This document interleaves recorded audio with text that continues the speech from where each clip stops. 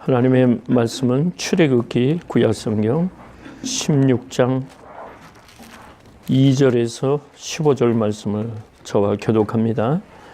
106페이지 출애굽기 16장 2절 이스라엘 온 회중이 그 광야에서 모세와 아론을 원망하여 그들에게 이르되 우리가 애굽 땅에서 고기 가마솥에 앉았던 때와 떡을 배불리 먹을 때에 여호와의 손에 주었던 것을 너희가 이 광야로 우리를 인도하여 이 온 회중으로 주저없게 하였느니라. 때에 여호와께서 모세에게 이르시되 보라 내가 너희를 위하여 하늘에서 양식을 비같이 내리리니 백성이 나가서 일용할 것을 날마다 거둘 것이라. 이같이 하여 그들이 나의 율법을 준행하나 아니하나 내가 시험하리라. 제2회에는 그들이 그 거둔 것을 얘기하니 날마다 거둔 것에 갑자기 되리라. 모세와 아론이 온 이스라엘 자손에게 이르되 저녁이 되면 너희가 여호와께서 너희를 애굽 땅에서 인도하여 내셨음을 알 것이요 아침에는 너희가 여호와의 영광을 보리니 이는 여호와께서 너희가 자기를 향하여 원망함을 들으셨으나 우리가 누구간데 너희가 우리를 대하여 원망하느냐. 모세가 또 가로되 여호와께서 저녁에는 너희에게 고기를 주어 먹이시고 아침에는 떡으로 배불리시리니 이는 여호와께서 자기를 향하여 너희의 원망하는 그 말을 들으셨음이니라. 우리가 누구냐? 너희의 원망은 우리를 향하여 함이 아니요 여호와를 향하여 함이로다. 모세가 또 아론에게 이르되 이스라엘 자손의 온 회중에게 명하기를 여호와께 가까이 나오라. 여호와께서 너희의 원망을 들으셨느니라 하라. 아론이 이스라엘 자손의 온 회중에게 말하매 그들이 광야를 바라보니 여호와의 영광이 구름 속에 나타나더라. 여호와께서 모세에게 가라사대 내가 이스라엘 자손의 원망함을 들었노라. 그들에게 고하여 이르기를 너희가 해질 때에는 고기를 먹고 아침에는 떡으로 배부르리니 나는 여호와 너희의 하나님인 줄 알리라 하라 하시니라. 저녁에는 메추라기가 더 진에 덮이고 아침에는 이슬이 진 사면에 있더니 그 이슬이 마른 후에 광야 지면에 작고 둥글며 서리같이 세미한 것이 있는지라. 이스라엘 자손이 보고 그것이 무엇인지 알지 못하여 서로 이르되 이것이 무엇이냐 하니 모세가 그들에게 이르되 이는 여호와께서 너희에게 주어 먹게 하신 양식이라. 아멘. 옆에 분하고 한번 손 좀 잡아주세요. 사랑합니다. 사랑합니다. 이 사람이라는 존재는 사랑을 먹고 사는 존재예요. 하나님 이미 그렇게 지으셨고 하나님의 마지막이 사랑의 표현으로 이제 세상을 인도하십니다. 하나님은 사랑이십니다. 아멘이시죠? 네, 하나님은 사랑이세요. 오늘 이 본문의 사건을 보면은 참 인간이라는 게 참 너무나 연약하고 사람이라는 게 변덕쟁이고 그래요. 지금 이 사건은 우리가 성경에서 읽었지만은 그 1절 보니까 엘림에서 떠나 시내산 사이 신광야에 이르렀는데 출애굽한 지 얼마 만에 이런 일이 일어나냐면 1개월뿐이 안 됐단 말이에요. 한 달뿐이 안 했는데 가지고 온 양식이 다 떨어졌어요. 그러니까 이제 2절 말, 3절 말씀 보면은 답답한 거죠. 우리가 좀 비록 종살이였지만은 애굽에 살 때는 그래도 불가마 옆에서 떡 먹고 그다음에 고기도 좀 얻어 먹을 수 있었단 말이에요. 그래서 이렇게 사는 데는 그런 것을 생명을 이어가는 데 지장이 없는데 이제 양식이 떨어졌단 말이에요. 이 곤경이 닥친 거야. 그래서 사람이 곤경이 닥치면은 하나님이 나를 구원하시는 것에 대해서 한 번쯤 의심하게 돼요. 내가 구원받은 백성이냐? 놀라운 것은 하나님이 구원한 백성들에 대해서는 하나님이 먹이신다는 겁니다. 아멘이죠? 예. 여러분 한번 뒤돌아보세요. 양식 없어 걱정 그렇게 하셨습니까? 아니잖아요. 사람 사는 데는 먹는 것이 제일 먼저예요. 그러니까 이제 양식을 보고서는 양식 자료에 양식이 없다 하니까 불안해가지고 이제 자기 지도자인 모세와 아론을 원망하는 거예요. 원망하는 거예요. 내가 차라리 애굽에 있는데 있었으면 좋을 것을 왜 우리를 끌고 나와서 이렇게 고생을 시키느냐, 그 얘기입니다. 우리 온 회중으로 인해서 굶어 죽게 만드는구나 너희들이. 하나님이 들으셨습니다. 이때에 4절 보니까 이때에 여호와께서 모세에게 이르시되 보라 내가 너희를 위하여 하늘에서 양식을 비같이 내리리니 백성이 나가서 매일 먹을 일용할 양식을 거두라. 이같이 해서 내가 내린 율법을 준행하나 아니하나 내가 시험하리라 그러셨어요. 주님. 너희들이 믿음이 있는가 없는가를 시험하겠다 하나님이 그러셨어요. 자, 하나님은 사랑이시기 때문에 결코 하나님이 줄여 죽는 것을 하나님은 허락하지 아니하신다는 거예요. 기적적인 방법으로 하늘에서 만나를 내리시고 저녁이 되면 또 메추라기를 보내셔서 고기를 먹게 하시고 아침에는 하늘에서 이제 만나를 내려서 그걸 가지고 빻아 먹기도 하고 쪄 먹기도 하고 해서 곡식의 양식을 하나님이 주신 거예요. 광야에는 어떻게 할 수 없는 거예요. 광야에는 농사를 지어서 장착할 수도 없는 곳이고 사냥을 한다는 것도 그렇고 그건 하나님이 어려운 공경에 처했을 때 하나님이 책임져 주신다는 거예요. 그래서 세상에 따르는 원망을 주님은 이걸로 갚아주시는 겁니다.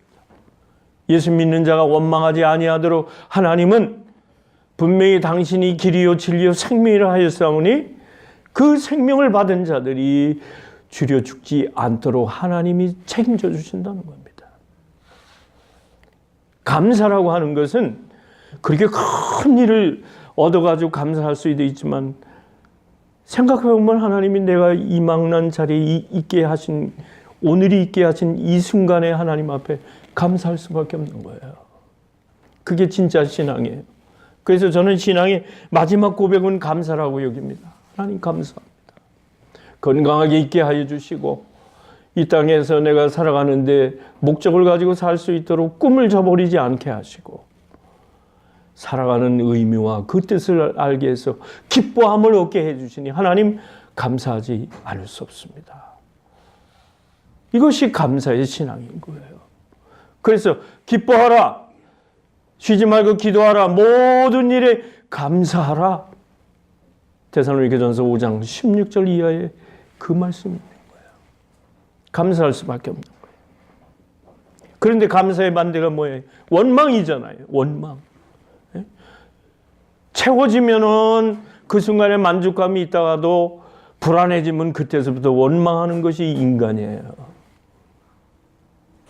그래서 불평을 말라 하는 말이 참 많이 나와요. 불평하지 마라. 어떤 형편인지 불평하지 말라. 감사하는 자에게 병을 이길 수 있는 힘도 하나님이 주시고 모든 환경을 극복할 수 있는 힘을 하나님이 내려주신다는 거예요. 왜냐하면 우리들은 하나님의 사람이기 때문에 당신께서 다 책임져 주신다 그 말씀이에요. 이제 한국에는 내일이 추석인 것 같아요. 우리 명절로. 가만히 생각해 보니까 우리 민족은 저 하늘에게 1년 동안 농사를 잘 지켜줘서 하늘에게 감사하는 우리 한국의 옛 조상부터는 하나님께 감사하는 그런 표현을 할 수 있게 하셨어요. 그래서 우리 한민족을 하나님이 사랑하시는 것 같아요. 그래서 추수, 우리 미국에서 추수 감사절이 있지만은 마찬가지로 추석이라 하는 것은 감사라는 거예요. 한가위라는 것은 좌로 우리 치우치지 아니고 하나만 하나님께 대해서 한 가지 눈을 드린다는 것. 우리 조상들은 그 하늘의 신에게 제사를 드렸다는 거예요. 그러면 감사할 때 제일 먼저 저는 그렇습니다. 추석 명절이 되면은 송편이 생각이 나요. 먹는 거 먼저 생각이 나요. 여러분도 아마 마찬가지실 거예요. 요한복음 6장 31절 보니까 예수님이 그 말씀을 했어요. 우리 조상들은 광야에서 만나를 먹었다 그러셨어요. 예수님이 그러시면서 영적인 양식을 내가 너에게 생명의 떡을 주리라, 영생을 내려주리라 말씀하셨어요. 그게 완전하게 되는 거기 때문에 육신에 먹을 양식만 먹는다고 완전하게 되는 게 아니라 하늘이 내려주시는 하나님의 생명의 양식을 주신다는 겁니다. 사람은 살면서 고난을 겪게 돼 있습니다. 공경을 겪지 아니하면 그거는 인생길이 아니에요. 광야 같은 세상을 반드시 걷게 돼 있어요. 오늘 이스라엘 백성들이 광야에 나와서 하나님을 원망하고 자기 옛 것을 다시 되돌아보며 오히려 원망의 그런 몸짓을 줬지만은 하나님께서는 광야에서 만나와 그다음 메추라기를 보내셔서 살아가는데 지장 없게 하신 거예요. 예수님 당시도 어떠셨어요? 예수님도 이제 하나님 앞에서 자기의 그러한 이 땅에 보내신 목적을 이루기 위해서 전도를 나갔을 때 제일 먼저 세례를 받으신 이후에 광야에 가서 40일 동안 기도하시고 시험을 받으셨습니다. 그 시험 받은 것이 마태복음 4장에 나오지만은 그 내용이 뭐냐면은 먼저 먹는 일에 대해서 이 돌들이 떡덩이가 되게 하리라 사탄이 와서 시험을 했어요. 먹는 것에 대해서 시험을 했단 말이에요. 그 다음에 하나님을 대해서 시험하라, 하나님에 대해서 시험하는 그런 믿음에 대한 시험을 겪으셨어요. 마지막으로 이 세상의 성전 저 꼭대기에 올라가서 천하 만국을 사탄이 보여주며 네가 나에게 엎드려 절하면은 이 만국을 너에게 주겠다. 명예욕을 이제 시험하신 거예요. 예수님은 다 하나님의 말씀을 인용하여 다 물리치셨어요. 사람이 당하는 것이 세 가지입니다. 재물에, 명예에, 또 하나님에 대한 신앙, 영생에 대해서 공경을 다 받으면서 시험을 겪는 겁니다. 우리가 광야와 같은 이 세상에서 시험을 겪을 때에는 이 세 가지 요소 중에 다 들어있어요. 예수님 이후에 사도 바울 보세요. 사도 바울도 시험을 당했죠. 사도 바울 시험 당하는 것이 고린도전서 9장 22절에 있는데 여러 사람에게 내가 그 사람의 눈높이로 내가 그 사람을 맞춰주겠다. 엄청난 고통인 거예요. 여러분 다 달라요. 눈높이가 다르고 생각하는 게 다 다르고 사상이 다 다른 사람들에게 지도자가 그 눈높이를 맞춰서 복음을 전하고 진리를 가르쳐 준다는 건 상당히 어려운 거예요. 상당히 어려운 거예요. 그래서 바울은 그 말을 했어요. 내가 여러 모양으로 그러한 자세를 갖는 거는 여러 모양에게 하나님의 복음 전하는 일에 내가 쓰임을 받았다는 거예요. 결국은 바울은 네로에게 목을 베어 죽지만은 순교를 했지만은 바로의 일생에 마음에 원하는 것은 복음 전하는 일이에요. 그것이 그 사람이 광야를 통과하는 일이 되었던 겁니다. 여러분은 여러분대로 또 인생길에 고난이 있으십니다. 그런데 그 목적은 하나님에게 목표를 가져야 되는 겁니다. 우리 하나님이 어떤 하나님이신지 아세요? 백성들이 원망하는 소리를 듣고 하나님은 똑같은 것으로 갚아주셔요. 하나님은 사랑이시거든요. 그래서 먹는 거에 대해서 이렇게 원망하니까 하나님 먼저 사랑을 베푸시는데 너희들이 고기 먹고 싶다고 하니까 저녁에는 내가 메추라기를 보내서 저녁에는 고기를 먹게 해주시고 아침이 되면 또 이슬을 가운데서 이슬이 마를 때에 그 가시 모양의 그런 만나가 만들어져서 그거를 갖다가 사람들이 퍼다가 사람들이 일용할 양식을 주신 거예요. 그래서 우리가 주기도문에 하나님 앞에 일용할 양식을 주시옵시며 하는 그 일용할 양식을 하나님은 정확히 주신 거예요. 사람의 필요를 하나님이 다 채워주셨어요. 그러면서 또 하나님은 엿새 동안 매일매일 양식을 너 먹을 만큼 가져가라. 근데 놀라운 거네요. 하나님이 이 한가위 추석 모양 하나님은 한가위이셔요. 뭐냐면은 더 많이 가지고 가는 사람도 자기 먹을 만큼만 먹고 덜 가지고 가는 사람도 자기 먹을 만큼을 채우셨다 그랬어요. 본문에 보면. 그게 뭐예요? 중도, 중형, 균형을 하나님이 맞추시는 하나님이에요. 사람이 원망한다고 고기 먹고 싶으니까 메추라기를 가져다가 고기를 먹이시고. 그래 놀라운 거는 엿새까지는 그날 그 양식을 거둬다가 배불리 먹었는데 제 7일에는 안식일 날이라 쉬우신 것 같아요. 그러니까 엿새째 되는 날은 2배로 하나님이 주셨어요. 그래가지고 그걸 갖다가 보관해뒀다가 이제 주일날도 먹고 양식으로 이제 삶을 영위하도록 그렇게 하셨어요. 그런데 욕심이 많아서 내가 열이 필요한 양식이라면은 우리 가족은 나는 더 많이 가져가야 되겠어. 15을 가져오면 5은 하나님이 내버려 두지 아니하고 벌레를 먹게 썩게 하셨단 말이에요. 이게 신앙의 균형이에요. 자기 분복이라는 말이에요. 공평하신 하나님의. 나는 예수님이 누가복음 보면은 베세다 광야에서 5,000명을 먹이실 때에 여러분 물고기 2마리와 보리떡 5개의 어린아이의 그 도시락을 가지고 예수님이 축사하셔서 거기에 온 사람들을 먹인 것만 남자와 장정만 5,000명을 먹이고 또 12광주리가 남았다고 그랬어요. 그런데 그 본문에 보면은 아주 재밌는 말씀이 있어요. 잘 거두어서 남은 것이 없도록 하라 그러셨어요. 이것이 우리 하나님의 진리인 거예요. 어떻게 보면 풍성한 가운데서 실컷 먹었으면 됐지, 더 먹고 그저 남으면 갖다 버리면 되지. 아니에요. 하나님의 경제 원리는요, 남는 것도 남는 거대로 거두어서 남은 것이 쓸데없이 버리지 않도록 하는 것이 하나님의 알파와 오메가라는 거예요. 하나님의 진리는 처음과 나중이 꼭 맞는 거예요. 자, 만나를 6째 주시고 제 7일째는 이틀치를 구하게 하신 이런 세밀하신 하나님. 5,000명을 먹이시고도 12광주리가 남았을 때 남아 쓸데없는 것을 버리지 않도록 하라 하시는 그 하나님의 정확하심. 우리는 그 하나님이 그런 하나님이시기 때문에 구원받은 여러분들이 세상을 살아갈 때 부족함이 없도록 하시는 좋으신 하나님, 사랑의 하나님이신 것을 믿으시기 바랍니다. 우리는 하나님이 그런 하나님을 나의 아버지로 모시고 사는 거예요. 그래서 뭐라고 그러셨어요? 40년 동안의 광야를 다니면서 여호수아가 그런 얘기했어요. 40년 광야 생활 동안에 너희들이 신발이 헤어진 때가 있었냐? 의복이 헤어진 때가 있었느냐? 하나님이 다 채우신다. 사람들에게서는 불평하면 안 됩니다. 불평하면은요, 하나님이 싫어하시는 거예요.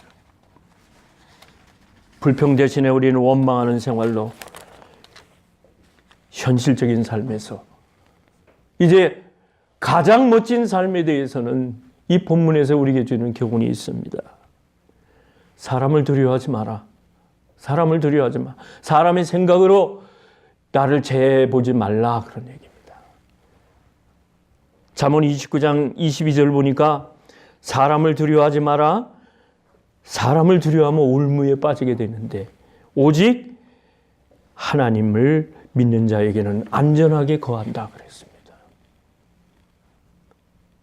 사람을 쓸데없이 의심할 필요는 없지만 사람을 내가 의지하는 데서 문제가 있는 거예요. 사람이기 전에 하나님이 사랑하는 사랑으로 의지하시기 바랍니다.